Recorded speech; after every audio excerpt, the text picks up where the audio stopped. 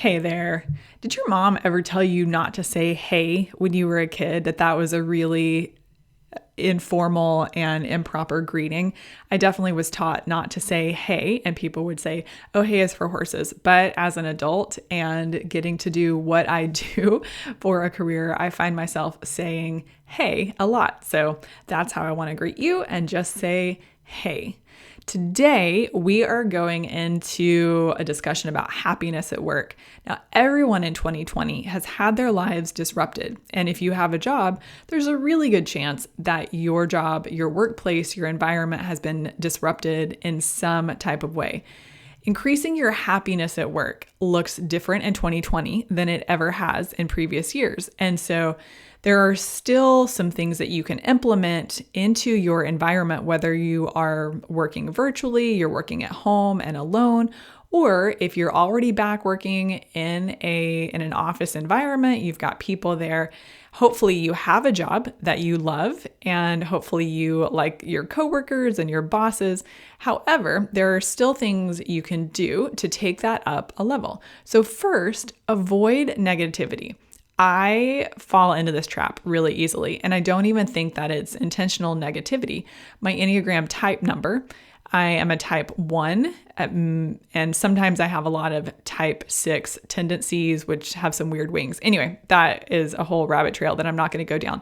But I'm saying all of that to say that negativity can sometimes just show up in the form of benign little comments that just don't really have a place, that can make myself just start to think about things that are unnecessary. So try to be positive, look for the silver lining without being cheesy. I think you can do it genuinely.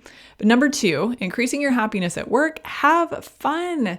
We spend so much time working. We spend a ton of time with our coworkers. Definitely, if you are in an office setting, there's a good chance that you spend more time with your coworkers than you do your roommates or the people at home. Number 3, help a coworker. This kind of goes back to having fun.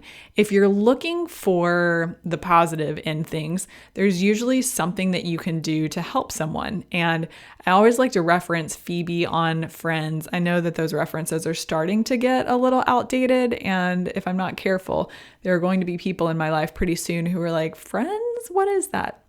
But Phoebe was trying to prove that she could do a completely selfless act. It is kind of difficult, honestly, but we feel good when we help someone else out. And I think that lends itself to having fun as well. And it can increase your happiness at work when you focus on other people and not always just yourself. Number 4, it's also really important to remember your value. When you remind yourself of what you contribute to your workplace, that can elevate your happiness.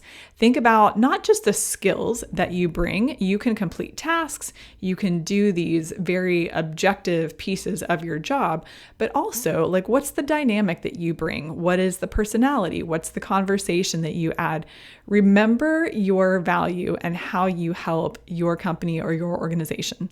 And finally, it is great to communicate often and well. If you are struggling with happiness, I would strongly encourage you to practice this, to even put it on your calendar. Who is it that you need to communicate with? Maybe it is a coworker, or maybe it's a boss. Maybe there are some things that you need to talk about, and they're hard conversations to bring up. So bringing them up slowly, like one at a time, instead of like, oh my gosh, I have this total barrage of things that we need to talk about, but bring them up gently, communicate often, communicate well, and don't just project out.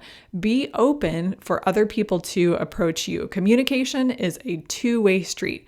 But I'm really confident that if you practice each of these things, you can increase your happiness at work. While you're increasing your happiness at work, it would be so amazing if you would share this episode or another one that you've listened to on the Grit List. I have so much fun making these, and they're just a few minutes, so it's easy. I don't feel bad sharing these with my friends because it's not like they're going to have to sit down and listen to a 30 or 40-minute interview with someone else. So this has been another episode of the Grit List. Until next time, go out and amplify your life.